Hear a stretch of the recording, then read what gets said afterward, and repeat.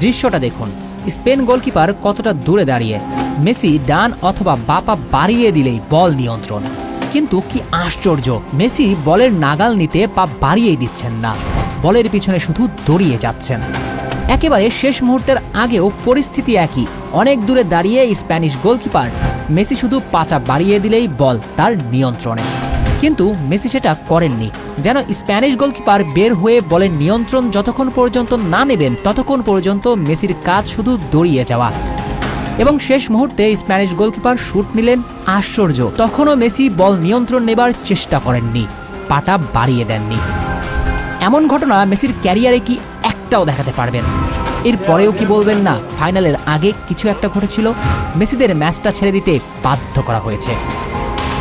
আপনার কাছে মনে হতে পারে এই প্রশ্নটাই অবান্তর।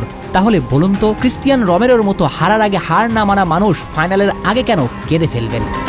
কি ঘটল ড্রেসিং রুমে? এর উত্তর কেউ কি দিতে পারবেন? প্রশ্নের উত্তর দিতে পারবেন 21 ফাউলের বিপরীতে কেন কোনো হলুদ কার্ড দেখল না স্পেন? আপনি কি বিশ্বাস করেন আর্জেন্টিনা 90 মিনিট ফুটবল খেলে একটা শুট অন টার্গেট